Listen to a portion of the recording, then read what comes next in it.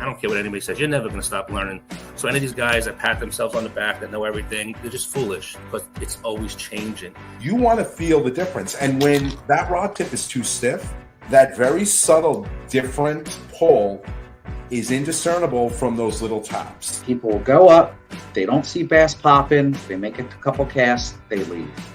But they don't take the time to try and figure out what's going on under the surface. You know, they'll sit there, do 5 of those drifts and not catch one fish and just go. They'll just keep going to the next spot. Right. Not me, I'm staying there.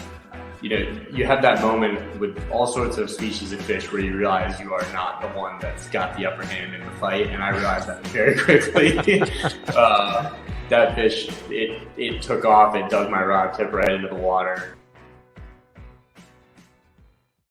Hello and welcome to the Salt Strong live stream and podcast. My name is Rich Natoli. I'm your regular host of the show and joined, as always, by the very lovely and very talented Ed Gobo, owner of Captain Hank's Tackle. Ed, how you doing? I'm here. Ed, been a day. struggling? So, yeah, a little bit.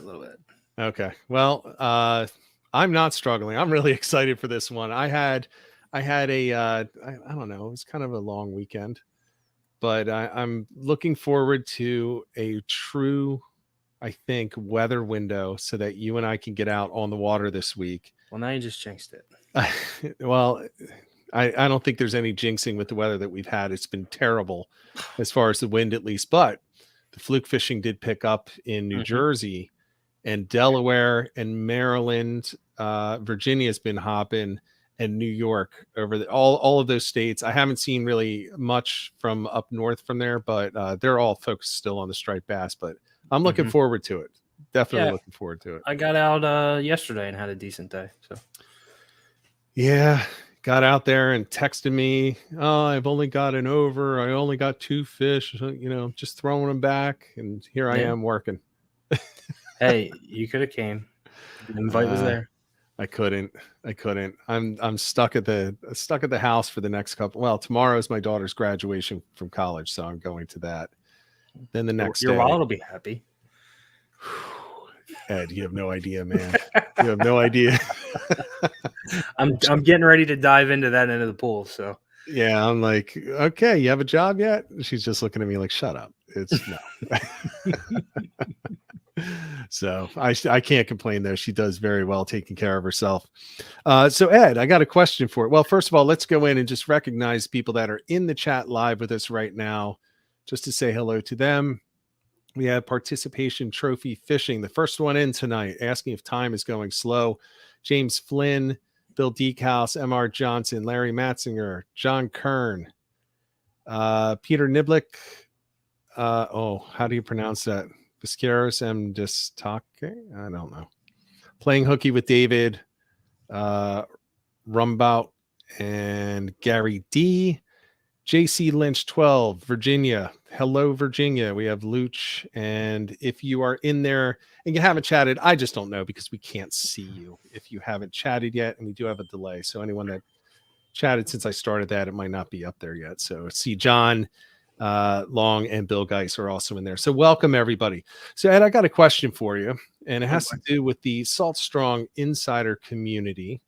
Okay. Have you noticed in there that we have guides that go in and they make reports every week on what they've been doing, and they talk about what's coming up for the following week?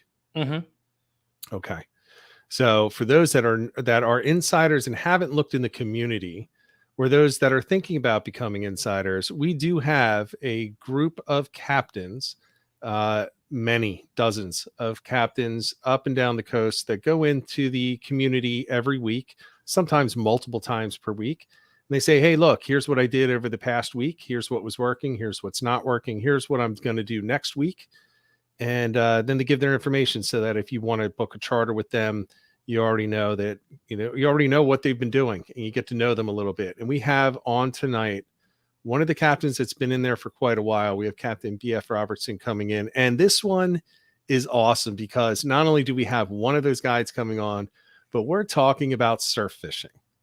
And you know what? I love talking about surf fishing for a couple of reasons. First of all, I don't do a lot of it, but I love it. And the second thing is we get a lot of people that message us. They talk to us. I get texts, emails, and they say, look, I get that you usually fish in a kayak. I get that Ed has a boat, but I don't. And I fish from the shore. We got to get more content on to talk about that. So here we go. Surf fishing coming up. So anything you want to add, Ed, before we bring the captain on board with us? No, I think we can jump right in. All right. Sounds good. And with that, let us welcome to the stream Captain BF Robertson. How you doing? I'm doing great, gentlemen. Thank you for having me on. I look forward to it. Welcome. Man, I'm very happy to have you on. And I got to tell you, this is not my forte, this surf fishing. I am a enthusiastic, terrible surf fisherman. It's kind of how I describe it. I gave up. You gave up on it, Ed? Yeah, I gave up on it. Really? I find a lot of people actually that tell me that. We can go into it as we proceed on the things I've found, and the reason I actually started a surf fishing guide service was exactly what you both have just said. Yeah, it's, you know what, it presents a lot of challenges that, you know, if you're on a boat and a kayak, you don't, you know, you think about it, but we have some tools, especially if you have electronics, that kind of help us. You know, on a kayak, I got the fish finder, I've got the satellite, I've got all that stuff just sitting, well, in a kayak, literally 2 feet from me at all times. And I rely very heavily on that. And when you're surf fishing, it adds a different element in there where there's some stuff that you need to be able to recognize when you're out on the beach, when you're heading out on the water. But with all that said, I'm just kind of setting the table here. I want to start off first and make sure that we give you a chance to let everybody know who you are, how to contact you, where you do your guiding from, and talk a little bit about that. I want to make sure we hit that first. Great, I appreciate it. Yeah, I own a company called Captain B's Surf Fishing Charters, and I fish the entire Space Coast. And for those of you who don't know what the Space Coast is, it's Brevard County from Sebastian Inlet all the way up to Cape Canaveral, and extends a little bit past that up toward Playa Linda. I fish the entire surf there. My email is down below, captainb@usa.com. You feel free to email me on that. I'll also more than happy to give you the phone number for the company, which is 321-424-4119. My trips are literally anywhere in those areas. You're fishing from the surf. We're not on a boat. No one's getting sick. If you're bringing a family and someone gets bored, then they can build a sandcastle or run around on the beach like people like to do. That's a really added advantage of this. There's no need to be afraid of anything during this. You don't have to worry that the last time you came to the beach, you didn't catch fish. You went to Walmart, you bought a rod, you bought rigs, and you put a whole shrimp on and threw it out there, and all you caught was catfish. You don't have to worry about that. I can teach you how to fish, or we can just fish and have fun. We do all from soup to nuts with that. I've even got restaurants that I'll clean your catch, you can take it, and then they cook it for you. So really nice setup for individuals, couples, and families. That's great. And I think that's, you know, what you just mentioned, I think is one of the things that you don't get it from all guide services. You know, a lot of times it's well, it depends. You get different experiences. On a bunch that I've been on, it's been, they just take you there and you do the fishing. And, sure, you know, there's not a lot of instruction. But and it's the guide services where you teach them that is, I mean, I think that's incredible. It's awesome, especially with surf fishing. In my background, I am a captain. I've been a captain since I was 18. I'm 54 now. And it was tournament fishing, charter fishing, which I still love to do offshore.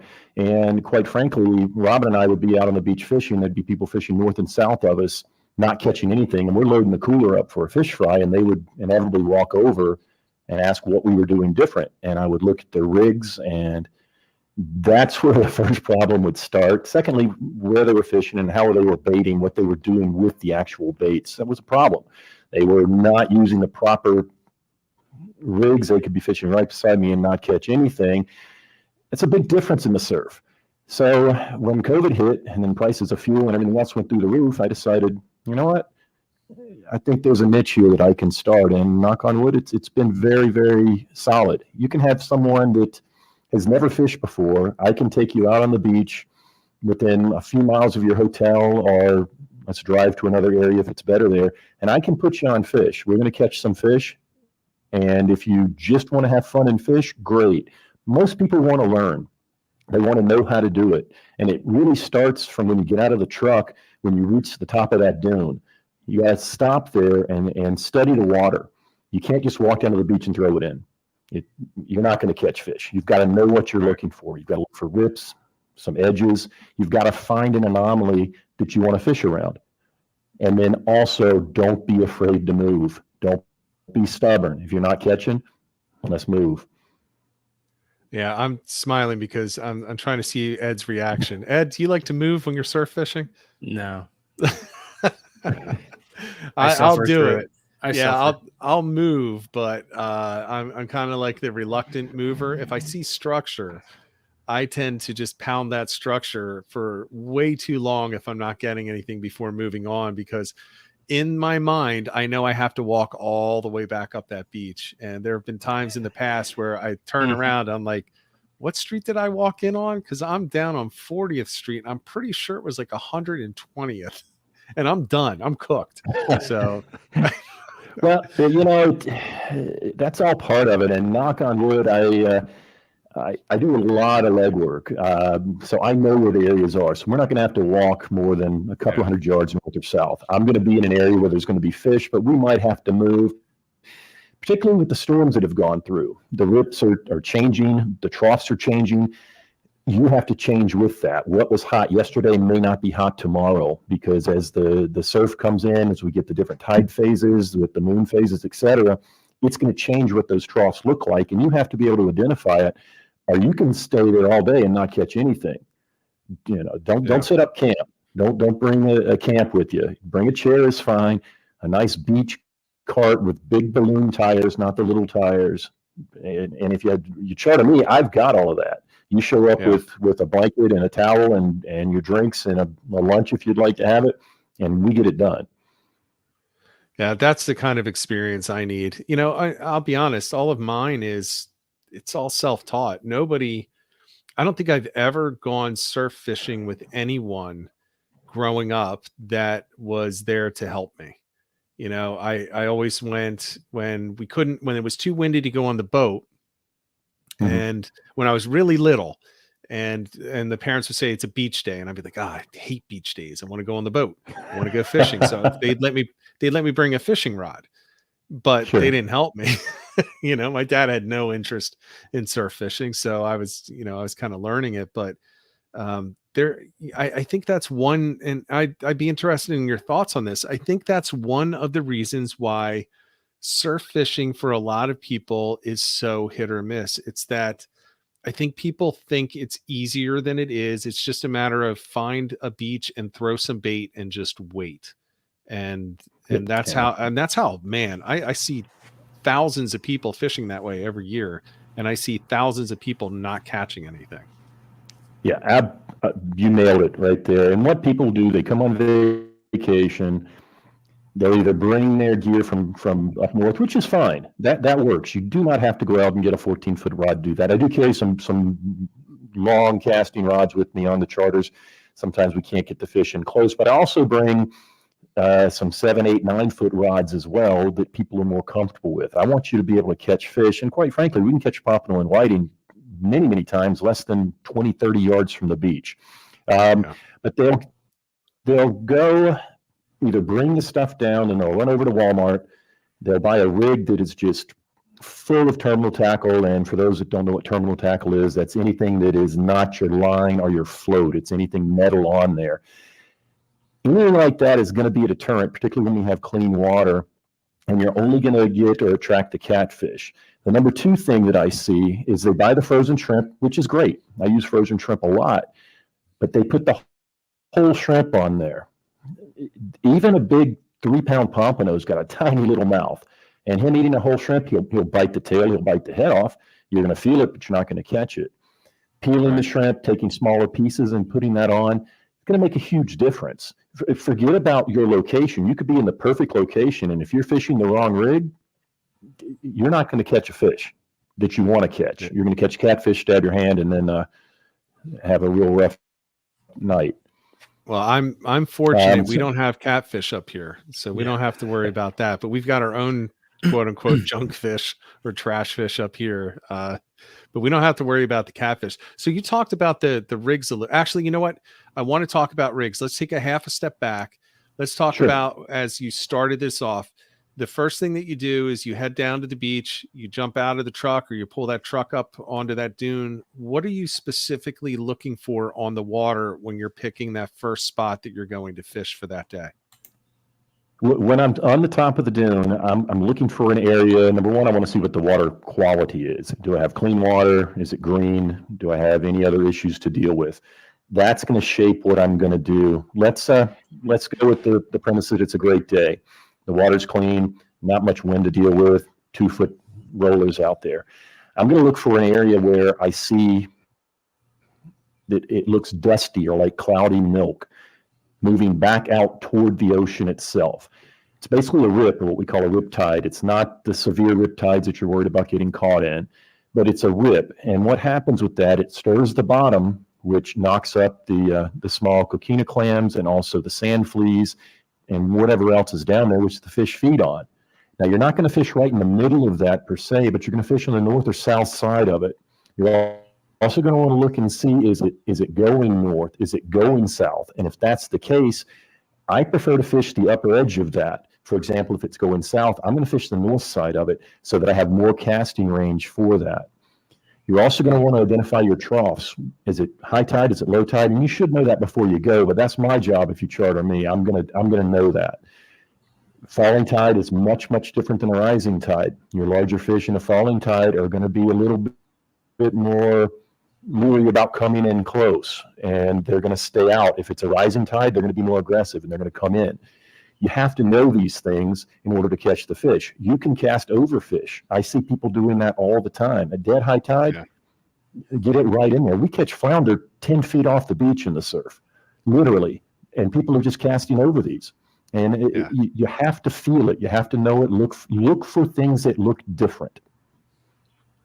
I love that. That's something that I tell people when you're out on a kayak. You know, and I mention it in my videos sometimes. I'll just lean over and I'll point my head somewhere so you can see what I'm looking at. And I say, see, that's different. That's interesting. You know, the water is no, you can see it's going fast there and it's slower here. So I'm going to fish this edge. Exactly. And that's what you're looking for. Obviously, if you see bait breaking and glass minnows, that's a no-brainer. But we get the mullet run here, we get the glass minnows, and mullet run brings in a lot of crazy stuff. I mean, you change your whole entire fishing. We can get into that on another day. That is not typical surf fishing. It's wonderful, but it's not typical surf fishing. Typical surf fishing, we're catching our pompano, our whiting. We get blues here, not like Ed that you get up in New Jersey. We don't get the big slammers. We get if you catch a 3-pound blue, that's good. I like to eat them. I like to smoke them. We get Spanish mackerel. We get black drum. All are very table fare. And that's another neat thing about really any saltwater fishing, but surf fishing as well. You don't know what you're going to catch. It's always going to be an adventure on what you're going to see. And people love that. I mean, it's amazing. I have people catch a bonnethead shark, and it's like the greatest thing they've ever seen in their life. And it's very rewarding to see that, to see someone light up with something. I mean, I've had people catch their very first fish with me numerous times, and I can't get enough of that. I've caught 600-pound marlin, and I get just excited about a 14-inch pompano. So it's just a wonderful thing to know how to fish and want to do it.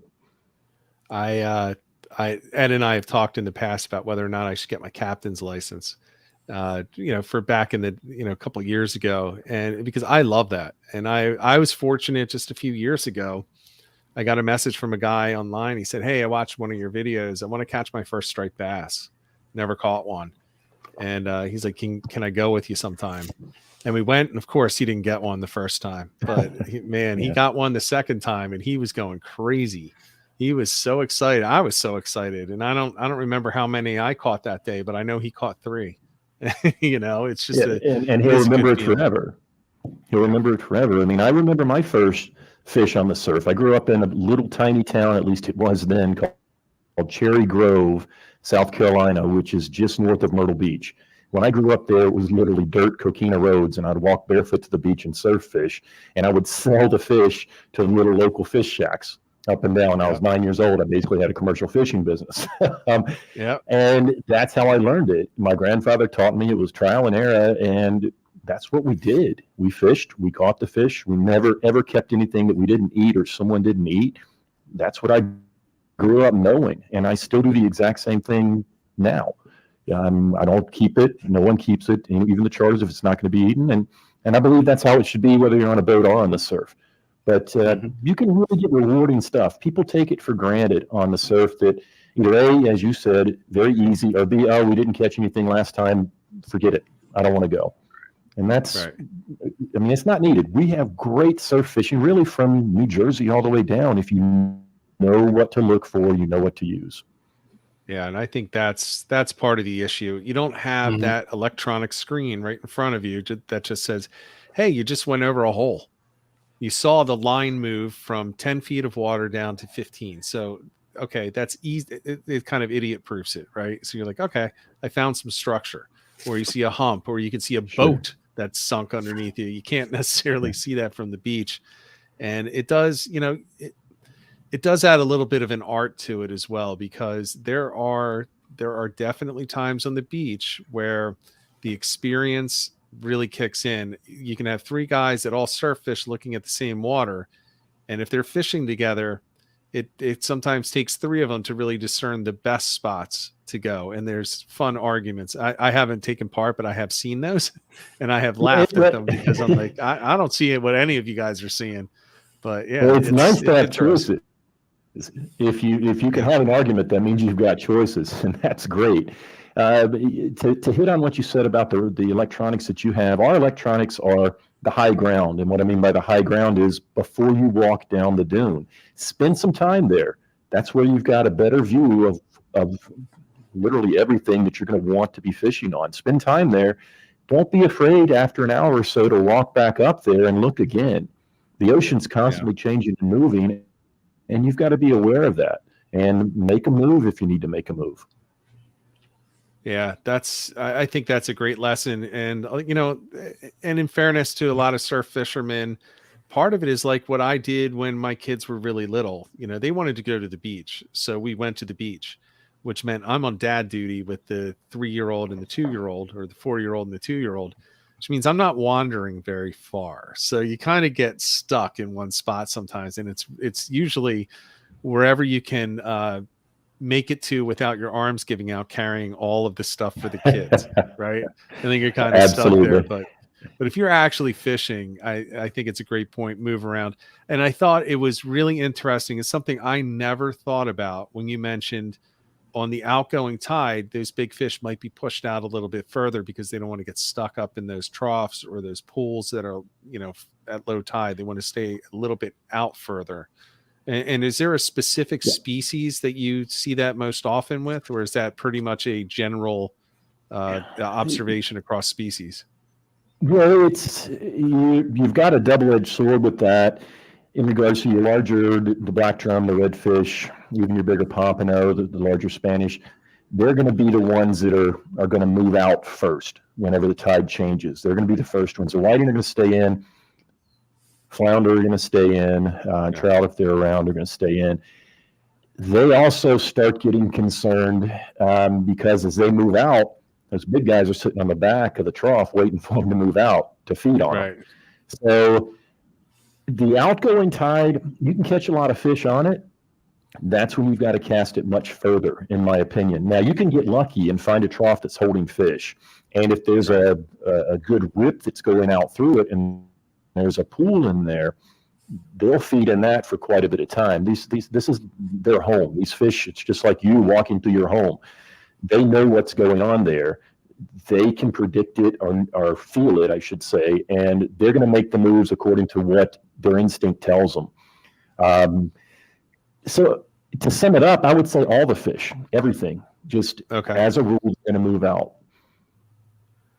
Awesome. Ed, now I could ask questions for 6 hours. I want to make sure that we at least stop every once in a while and get some of the questions from the chat in there. So Ed, do you have any queued up?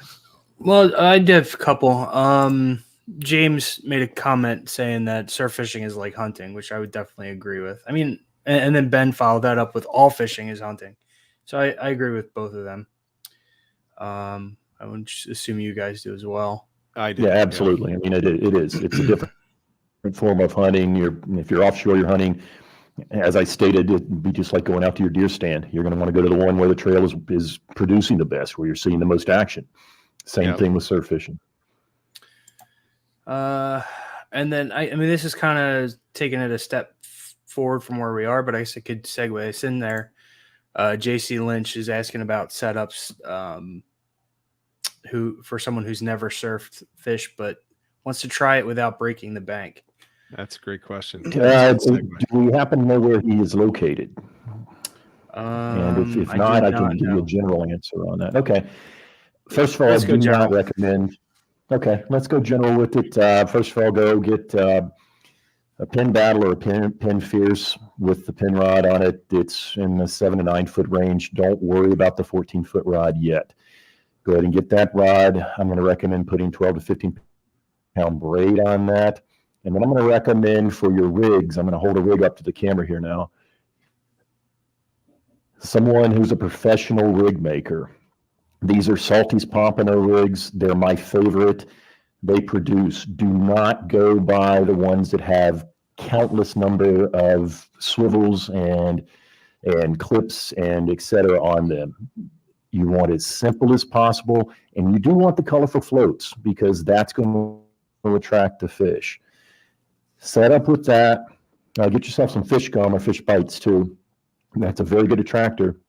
Go with shrimp in the beginning because you're going to have trouble baiting the sand fleas if you're in an area where you have sand fleas. If you're north of, let's say, Jacksonville, you're going to get bloodworms. Bloodworms are amazing. If I can find them, I will get them and fish them down here, and they produce. We really don't get them naturally here very much, but they're a wonderful bait. Keep it simple and don't use large baits. Big fish will eat the smaller bait. Keep it simple for the fish. Keep it simple for yourself on that. And again, as I said prior, the number one reason I see people not catching the fish is using the wrong rig, using something that's just, it should be a Christmas ornament. Okay. I love that. It's so, JC is in the Mid-Atlantic, so. Okay. Yeah. Well, then we're right there. Home run on that. JC, just take it. I'm sure you've got some local tackle shops. You probably got some local guys making rigs. Respect that and trust it. Just because it looks real fancy in a package does not mean it's the best. The best is going to be someone who knows what they're doing. Pompano Rich, he's in the Panhandle. He fishes all over the state. He knows what's going on. He has rigs for specific areas that we fish. That's why the guys that are successful, the tournament winners, such as myself, that's what we use, and it's why we use it. Trust your local guys. Ask questions in your local shop. I'm a big proponent of that. Walmart's great for a cheap price. Try asking one of them, and I'm not going to a bashing state with Walmart, but try asking one of them about what's going on in the surf right now, and see what you get. I think it's interesting that you mentioned that, for somebody who's just starting off, you mentioned essentially the same setup that I use. As somebody, I'm not just starting off. I actually have a 12 and a 14-foot rod that I've retired because I just don't use them anymore. But I do use a 7'6" TFO medium heavy is the one that I'm using most of all right now, most often. And I have a Penn Fierce 3 on there. So it's not even the most recent one. Yeah, and it's a 3,000 size, and I'm catching on that. I caught striped bass over 50 inches. I've caught fluke embarrassingly small at around 12 inches, all on that same rod. And it works. And I think that's another thing. It can be extremely intimidating for somebody who is new to surf fishing, but doesn't understand it. I don't know. I don't want to say they don't understand, but it's the image is big tackle. The size of those rods is intimidating to people, because I can tell you the first time I threw a big rod, I was scared. So it is intimidating. It's not, you're not knocking anybody or taking anything away. Well, even the cost, JC's saying Mid-Atlantic, right? Sure. Yeah. And I mean, I'm looking at a rod across the side here that the rod without the reel or the setup is over $400. Now that one was given to me, and I'm a giant fan of pin reels, and I'm not sponsored by pin reels. Every reel on the rack behind me is a pin reel. To me, they're bulletproof. I've actually got a pin reel that I got from Robin that was her father's. That's 35 years old plus. I changed a few bearings in it, and it's actually the reel that I've caught my biggest pompano on. It's bulletproof. You don't have to go out and spend a ton, but you have to buy quality. You can buy used quality. Go on a Facebook Marketplace or Craigslist and buy good quality. There's a lot of people who buy stuff they shouldn't buy. They get bored with it and they sell it. They don't use the right rigs. They think they bought the rod they needed, and they did probably, but they're not fishing it properly, and they put it on there and sell it, and now they're playing pickleball. That's their new hobby because they didn't learn fishing properly. You know, that's how, if you ever want to get, especially mid-Atlantic, because this is where it happens. Everybody thinks you need a Van Stall, and then they get a Van Stall. The biggest secondary market is on the used Van Stalls, because they get it and they're like, I don't know why I just spent $900 on this reel. I'm going to go get an MQ or something like that. But it's funny you mentioned those. My Van Stall's on the mantelpiece, covered up in glass and has sensor tape around it.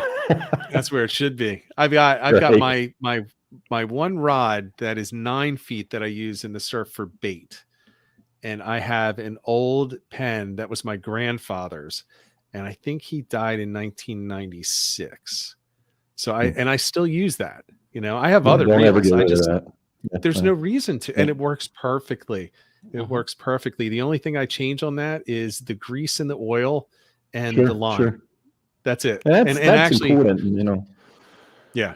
That's a whole other video, but well, I back my braid with mono. I do about 150 yards plus minus of 20-pound mono, and then I uni knot it to either the 12-pound or 15-pound braid, and then obviously to the rig itself. And I fish different. I'm fishing lures, but I still use the same basic type of setup. And I do fish lures in the surf as well. We catch a lot of Spanish and blues down here in the surf with just a silver spoon. One of the most underrated things, pieces of tackle ever, I think, is the spoon. I don't know why people don't. If you told me I could only have one bait, if you told me I could only have one artificial bait for the rest of my life, bam, that's a silver spoon. I've caught everything from mahi offshore on it to giant redfish inshore and from the surf on it. I mean, that's the bait. It looks like everything when it flashes by. It does. So I think, Ed, your answer is going to be different. What's yours? Let's just go around the horn. I'm a bucktail guy. Yeah. What's your number two? Yeah. Number two, honestly, I don't know. I never really thought about it. I mean, bucktail is my go-to. Okay. I would like a mag harder or something. See, I change up because I make them, but I have a plethora of colors. So I'll usually white is my go-to, and then maybe depending on color, water clarity, I'll go like chartreuse or pink. Yeah, I'll go white bucktail and then gold spoon. I love gold spoons, and I don't know why. I think it's just for the area that we're in. I think it just really looks like a menhaden going through the water with that little gold glint coming off of it. But and the gold spoons down here are redfish for sure. That's a go-to for redfish. There's a gold spoon. Okay. Well, then I'll keep using the gold spoon because I'm looking for them up here. We also had an interesting one in here from James Flynn that I'll just pop up on the screen, the Castmaster. Do either of you use that? Castmaster? No. Yeah. Okay. I think I have one. The name it sounds familiar, but I don't know that. Are they like diamond jigs? No, I wish I had one handy, but it's if you're in the blues, get a Castmaster out. Absolutely. It'll hold up. I'm just going to throw in a shameless plug. Okay. From Tad. The Captain Hanks bucktail, yeah, that's a good bait. I like the Captain Hanks with the white that then has the longer strand that's pink that comes through the middle of it. On the Captain Hanks, we use them for snook down here, both in the surf and off the jetties. I mean, your bucktails. The flare hawks. Yeah, flare hawk, correct. Yeah. Yeah. All right, so let's talk. So we kind of jumped into this with the gear. Let's talk about. So you Sure. talked about the rigs. Are you using different rigs for different species, and how are you? What are you doing with hook sizes and so on and so forth? Good questions on all of that. The hook size, as small as you're comfortable going with, and we didn't bring this up. Circle hooks. Use a circle hook. You don't have to set the hook with the circle hook. Don't set the hook. And that's one of the things, if I get bass fishermen down or coming across from the Carolinas or whatnot, they want to set the hook when they feel the bite. You do not set the hook with a circle hook. I'm going to hold one of them up here now. This is one of Salty's on it. You really, a lot of people go with the sizes on it. This is how I tell people to judge it. Take your pinky nail, and you want the gap to be about the size of your pinky nail, because people get caught up. Is it a 2? Is it a 2.0? Oh, I forgot what that was. Well, you always got your pinky with you, hopefully. Hold it up here. That's going to show you the size gap you're looking for. I've caught permit that are monsters on these exact hooks. You want a sturdy hook for sure, but you want to use as small as possible. You want to cover the hook up with your bait. I don't want to see it when I bait my hook. And that's going to produce a more instinctual bite. They're going to be attracted to the float. They're going to smell the bait, and that's what they're going to hit. Okay. I'm definitely on the less is more, the smaller side. Go with the smaller ones. Sure, absolutely. It's especially just makes in all the the sense in the surf. world. Yeah, in the surf, what I found is, man, and everybody runs into this. The tide's flowing, so the incoming tide, you're going from right to left if you're on the East Coast, and the bigger the baits, the faster the swing, and the more you have to reel it in. And man, I want as little in the water as possible. See, my rule of thumb, and you hit a point there on, and this is another thing I see people doing wrong. They'll soak the bait too long. They'll throw the rod in, put it in the rod holder, sit down. And hey, listen, if you're just killing time and having some beers on the beach or whatnot, no worries. You may catch something, you may not. On a charter, I'm checking those baits every 10 to 15 minutes. I'm checking the baits. You could have crabs stealing your bait that you don't see or feel. You could have, and this is something that people don't realize, there's a snail that's called an olive snail, and it's the shell that's the longer shell that's got a long split down the side of it. They will actually come up and pull your bait under the sand, eat all the bait off the hook, and then your bait will stay under the sand, and you're fishing on credit. You're not going to catch anything in the ocean on credit. So you got to check that literally every 10, 15 minutes, rebait the hook, get it back out there. Very, very important. It's as important as the proper rig, in my opinion, because again, if you don't have the bait presented, nothing's going to take it. Well, you just gave me my excuse for the next time I don't catch something. I'm blaming the snail. Snails. Yeah, Ed'll be making fun of me. Yeah, he'll be like, you didn't even have bait. You know what? I left it out 1 minute too long. The snail got it. That's the rule. Yeah, that's it. Go ahead. While we're on the topic of baits, Nathan Walton, what side do you? I guess you use fish bites, and how often do you change them out? So I use both fish bites and fish gum. I'm partial to fish gum because I believe it puts a better scent out. It also doesn't have a mesh through it that can get stuck on the hook and is very difficult to get off. I do something a little different with mine. I cut them in the shape of a triangle, a small triangle about the size to use another fingernail as your thumb fingernail. The reason I cut them in a triangle is if you look down on the beach, you're going to see, particularly here in Florida, South Carolina, North Carolina, up into the Outer Banks, the coquina clams. They are relatively triangular shape. I believe that the fish can identify that. I believe they see that shape. It's recognizable to them. It's not something that's foreign. They don't see a lot of things that are perfect squares out there. It really doesn't exist in the ocean. But the triangle, that shape is there. It doesn't intimidate them. So now they've got the scent and they've got the shape for it as well. So if you've got the strip, you start angle, angle, angle, angle, either with the fish gum or with the fish bites. And I like to personally put that on the hook first, then the piece of shrimp or the sand flea or the crab knuckle or the clam. Okay, so you're doubling up.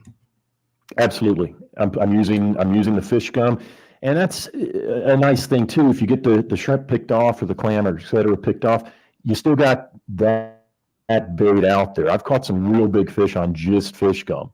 So that's not only the scent that the fish gum puts out, but it's more durable. It's going to stay on the hook longer. It's going to give you a better chance to have action and catch fish. I like that idea. I've never heard of fish gum. I'll have to look into that. Fish gum's made down here by a guy named Tony Fagioni. It's made in the Panhandle area. I believe he was in the pharmaceutical industry, and he used some of that knowledge in making slow release, like a medicine that's slow release, and he put it into the fish gum so that the scents that he has created slow release through the water as well. They work. I mean, they really do work. Man, Interesting. That is interesting. Can I make a joke? Sure, go He's ahead. from the pharmaceutical industry. He probably knew how to make it addictive to the fish. See, there you go. That's good. There I'm you sure. go. Yeah. You have to check their insurance first to see if you. Yeah, they bite it once and then they gotta come back. That's right. That's right. All right, we got actually. I'm going to bring this question up real quick, Sure. and this one now you have experience fishing, all the way up the coast. So I'd be interested in your thoughts on this for Florida, but also the Mid-Atlantic, and maybe specifically for striped bass. Is a flat calm surf a positive or a negative, and what do you look for when it's calm? Okay, that's a double-edged sword. Number one, I do like to see a flat calm, depending on the time of the year. I want to see it in the summertime when it's hotter. The fish are lazy when it's hotter. They're not going to really be too aggressive with it, and ironically, they're burning a lot of calories with that, but it's easier for them to find the bait. So calm in the summertime when it's warmer, I like it. If I walk up and I see it's calm, it looks like a lake, that's perfect. Now, what am I going to look for? I'm looking for exactly the same thing, but it's going to be more subtle. I'm looking for any type of a rip that's moving out. The way that you're going to want to look for it when it's calmer, I call it a reverse wave. And when the small breakers hit the shore, the areas where there's an outflow, there's literally a wave that will run back out, and you can see it. It looks like a straight line that runs into the other waves, hits them, and it'll make a little tiny bit of spray. Not high, because we're talking very calm surf. Those are the areas that are going to be producing a little bit of upflow, and the fish are going to go to those on it.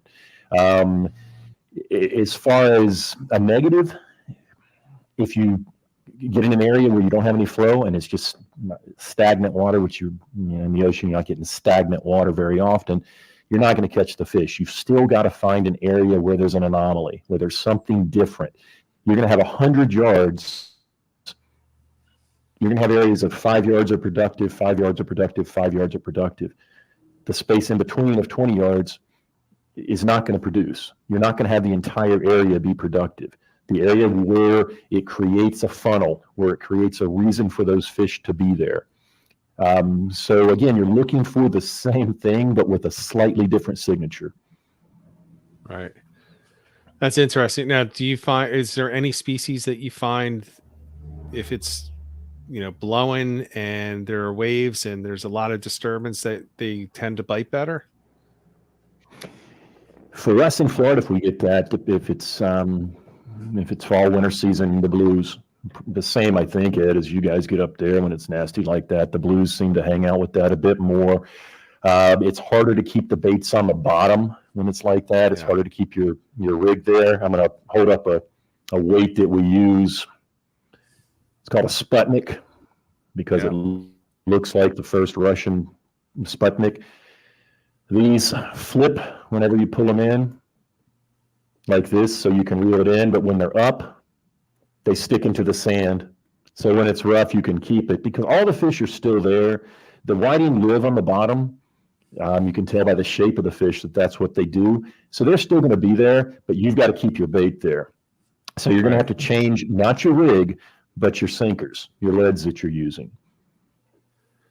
Man, those Sputniks, I hate those. They're expensive. I'm good at losing. I hate them, but they're a necessity. They are. They absolutely saved are. a lot of charters for me. And when we get a spinner shark, picks the fish up on the way in and spins and takes the the $15 rig and the $9 Sputnik and swims off with it. There it is. But the same token, if you're fishing a pyramid, like I have tied up here, this is not going to hold in a heavy sea. It's just not going to do it. And I'm a big proponent, and the question about it being calm, the smallest lead you can get away with. 3 ounces, 2 ounces, 1 ounce if you can. Very rare with the 1 ounce, but the 2 and 3, I'll even push the limits on it. I'll try with the 3s as long as I can. If it's moving, if it's making it unfishable, I'll switch it out to the Sputnik. Yeah, those. I mean, when you're fishing, my experience with them is, well, I'll say this: when there's a nor'easter up here, and we have those winds howling, and it's just beating against the shore, that's striped bass weather. So sure. That's where you want to hit the beach. But if you're fishing bait for them, you better have some Sputniks and several, because that's the only thing that has a shot of holding when you're tossing out a bunker head or something like, a larger bait for these striped bass. But I love what you said about going the lightest that you can, because I think it's absolutely critical to keep the least amount of surface area and weight in that water. Otherwise, you're not necessarily going to feel all of these bites that are out there. And I've done that. Absolutely. When I was a kid, I'd throw out the heaviest weight I could, because then it didn't move at all. Right. So I could let it sit there for an hour, and I would soak that bait. Man, I was like, what's his name? I'd soak that bait for 12 hours. Bob, the garbage man. That was me. I was throwing those baits out there and letting them soak and soak and soak.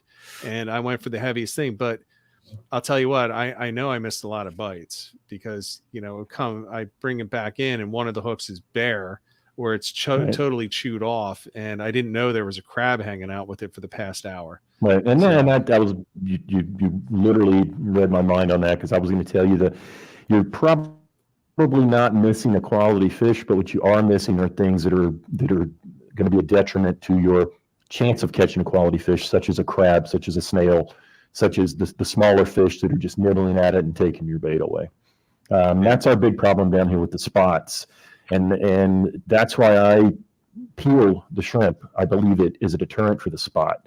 I catch a lot more whiting, less spots, unless I'm trying to catch the spots for bait for snook, which is arguably the best bait there is for the snook. But I will peel it. It tends to deter the catfish and the little bait stealing spot. Yeah. So let's talk a little bit about, there was a question from James Flynn asking about weights. He just asked weights, ? And we've talked about the weights. We've talked about the Sputnik, and then you had the pyramid. Is there any other type of sinker that you'll use? And when would you use a different type of sinker? The only time I'll use a different sinker is if I'm using a live bait, and I'll do, I believe in the New Jersey area, they call it a knocker bait. I call it a Carolina rig. So when you've got it, the line itself is either attached to your secondary leader, or in some cases your main line. You've got, I prefer not to use a swivel. I use line-to-line knots. I'll use a surgeon's knot for it, and I'll put a clear bead to keep the weight above it. And then it's just a normal egg sinker that I'll use for that, because I want the live bait to be moving. So if I'm fishing, I'm always going to be in a trough if I'm using that. So I don't mind if it's moving a little bit at this point. In fact, I don't want it to be stationary, because I don't want the live bait to have to work for that. But if I'm using dead bait, if I'm fishing out past the trough or on the edges of the trough, I want my bait stationary. I want it to stay there. I want the fish to find it. But if it's, again, a live bait, the egg sinker, that's really the only three. You can find all kind of crazy looking sinkers out there. I'm not a proponent of them. The pyramid, it's got its purpose. The edges of it, they create literally a stab into the side. They're not as much as the Sputnik that we showed, but I mean, listen, something that's been around. This thing's been around for what, 60 years. Yeah, and there's a reason for it, and it hasn't gone by the wayside. All right. Yeah, I don't use any other than that, Ed. I don't know if you do. No, those basically just the pyramids. Yeah, and I have one Sputnik. That's all I have left. Sputnik? Well, I only have one left. I was going to say, man, you're really good if you've been able to keep that one Sputnik. At one time I had a couple dozen, and I just haven't replenished them at all.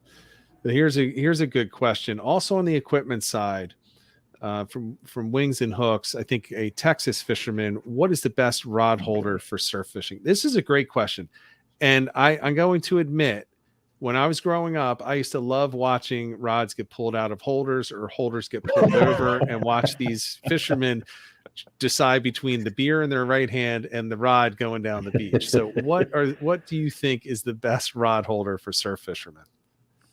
First of all, there's not a single one of us who has not had a rod pulled out that you've chased, fallen in the water, and dove for. And if you haven't, then you haven't been doing this long enough. Yep. Quite frankly, it depends on how much you want to spend. I'm not going to give names out of some that have sent me. I get things sent to me all the time. I've had rod holders that are $90 for a rod holder sent to me. Do they work? Absolutely. But I'm not buying 10 $90 rod holders. A nice piece of what I call angle bar and PVC pipe. You can use just the whole PVC pipe, but that gets heavy, and it also gets a little difficult if the sand is tough to get down in the sand. But get some angle bar, cut about 2.5 to 3 foot of your PVC pipe. I like to take and heat up something, a rock that's rounder, and I'll melt the sides of it. If you got something else that you can use with that, you can also use a pan. I've seen people use the bottom of a pan and sit it in and melt it on the top so it flares out the top of that PVC. Yeah. You drill your holes, you put it in there. You can make rod holders that work perfectly. I use them every single trip that you're going to have 10, 12 bucks in. Now you're going to have some man hours. It's going to take you to make 5 of them. It's going to take you 2 hours. To me, it's worth it. I enjoy it. And they're going to work. And you can go to the dollar store and buy a little rubber mallet and just hammer them right down into the surf as far as you need. Yeah, and I'll say as a tip for that, when you're shaping those, I use a wine bottle. So nice. That's the fun. Nice. Yeah. So finish drinking the wine. I like that. And then you can use, now I tried with a beer bottle, but it didn't flare as much. So if you get a wine bottle, just not one of the huge ones, but a regular, I don't know what size they are, regular wine bottle. And you heat that up with a. Are there different sizes of wine bottles? I think it's just one wine bottle. Yeah, right? I like to get the big Magnum size. But you didn't drink, Rich. Last stream you said you didn't drink. I really don't drink very often. Look, I can't even tell you the size of it. But a regular wine bottle. And if you just heat it up, you can use a heat gun on the edge of the PVC. And then all you do is you just push that straight down, put the neck of the bottle in, and push it down, and it'll flare it out and it'll cool fairly quickly. But make sure that you let it cool before you pull that wine bottle back out. Otherwise, it just kind of goes back. You get the strings and whatnot. Where it was. Yeah. So I do know how to do that. I can smell Robin's cooking some sauce and pasta right now, and I'm sure there's some wine that's going to be there afterwards. So I'll save the bottle for my next time around of making the rod holders. Yeah, exactly.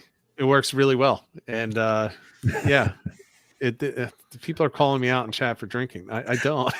I really don't. Thank you, James. I'm not saying I'm against it, by the way. I'm just saying I don't do it too often. So 750 milliliter is apparently what I was talking about for participation trophy fishing. So I appreciate that. That's good information on the type, and I love the fact that you talked about how to make your own. I always love doing those types of things. Ed makes fun of me for making my own stuff. I like to do it yourself stuff. Ed likes to buy. Well, look at the crates in your kayaks. I built mine. He bought his. But I want to go to one question that hasn't been asked, but I did want to ask you, and it fits perfectly with the rod holder. Where, according to where the water line is, are you putting that rod holder into the sand? Are you putting it on the water line, in the water, or are you going up closer to the dry sand? Perfect. And I'm glad you brought it up, because I wouldn't have.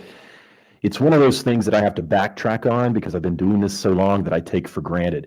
You do not want to put it right in the water line, because right in the water line is where you're getting the most movement, and it's going to pull the sand away from it, and it's going to loosen it up, and it's going to give it a better chance to fall away. Same token, you don't want it 30 yards up from where the water line is either. Roughly, I like to, and it depends if the tide is rising or falling. If the tide is rising, I'll put them 3 paces back from where the last big wave came. 3 paces back from that. If it's falling, I'll put them 1 pace back from that. But I do not put them right in the water line. If the tide moves in quicker, you start getting some rogue waves with that, absolutely move it, because that is when that rod holder is going to yank over and that rod's gone. Yeah. I asked that because the times that I chased rods, it was when they were at the line or in the water, and I got lazy, and I'm just like, just a couple more waves, and then I'll move it. Yeah, absolutely. And that's the worst, because it doesn't just go in the sand, but it's already in the water, and it's in the water. It's dragging through the sand. Yeah. And again, we've all had it happen. I had it happen less than a month ago. A big eagle ray picked up the bait, and then it's going, and Robin's screaming, and I'm running, and I fall down, and now I'm falling down, and I'm crawling, and I get up. I finally do get it, and then it's going down the beach, and there's people swimming, and it bangs into there. Oh, yeah. And I got lazy. We were out on, what does a guy do whenever he's got a day off? He goes fishing. So, I was a little bit lazy. We were listening to some music and sitting on the beach, and you got to move them. You got to be smart with that.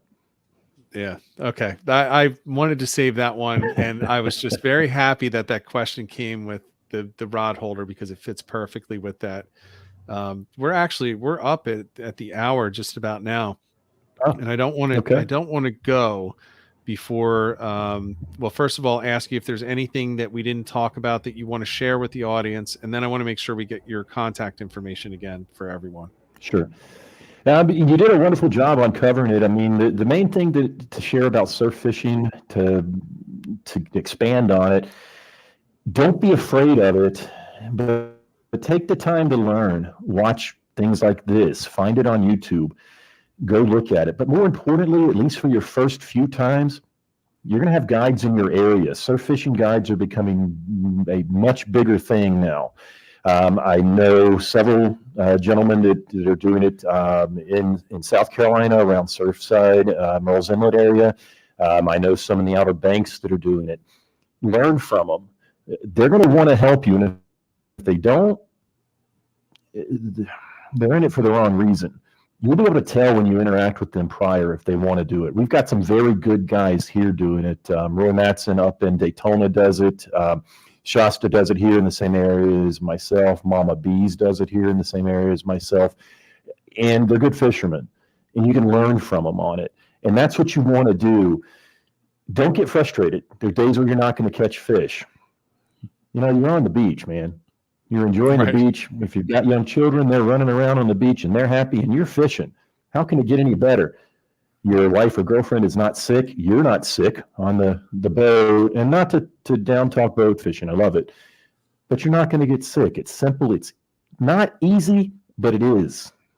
Once you learn some of the nuances, you will catch fish, and you will catch fish that you can take and eat and make the most popular fish dish now that's out there, fish tacos. Whiting are perfect for fish tacos.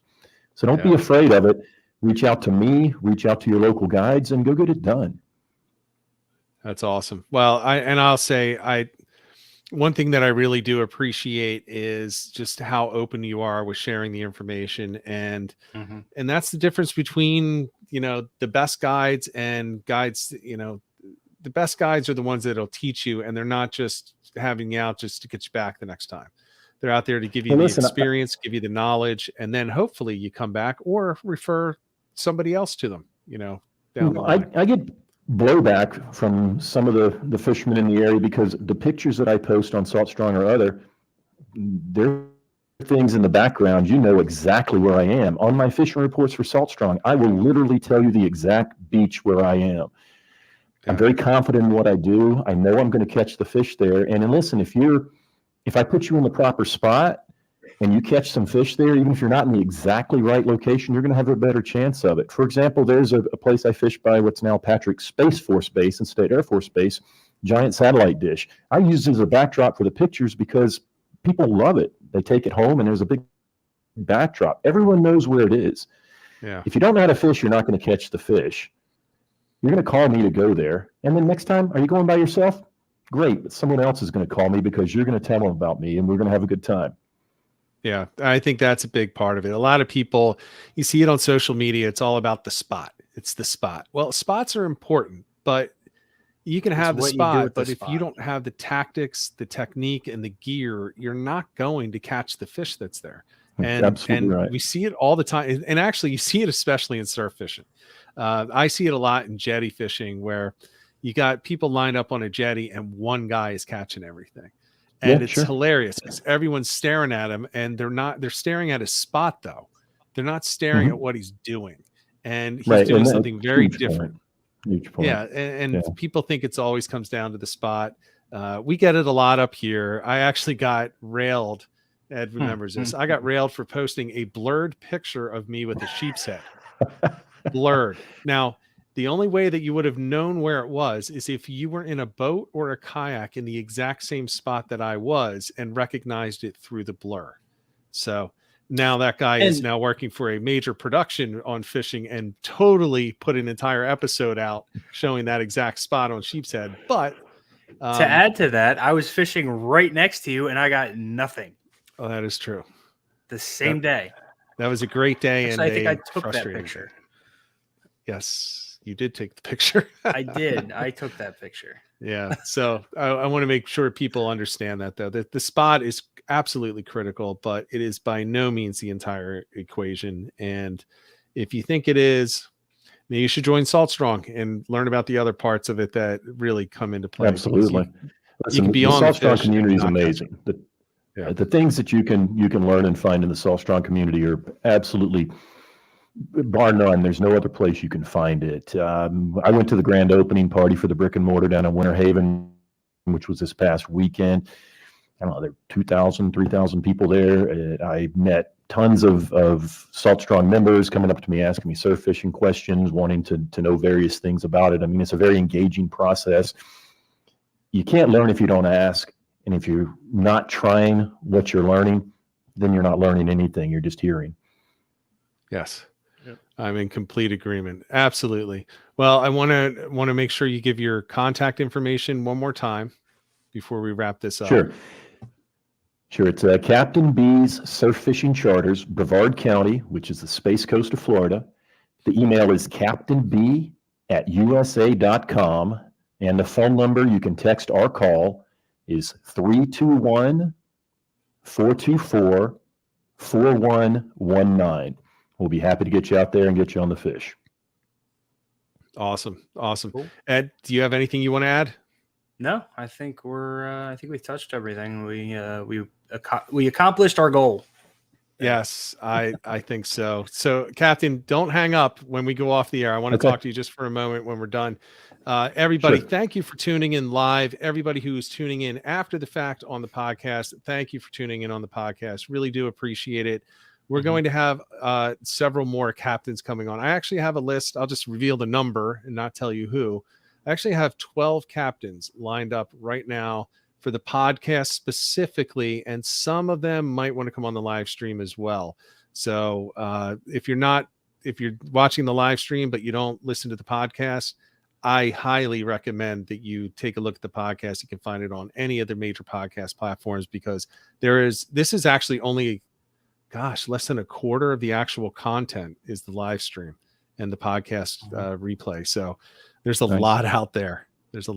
So thank you again, Captain, for coming on. Everyone out there, find some good weather windows coming up. There are some in the mid-Atlantic. It looks like the wind is going to be calming down, at least for some decent fishing weather windows over the next few days. So with that said, everyone, get out there, get on the water, and get some tight lines.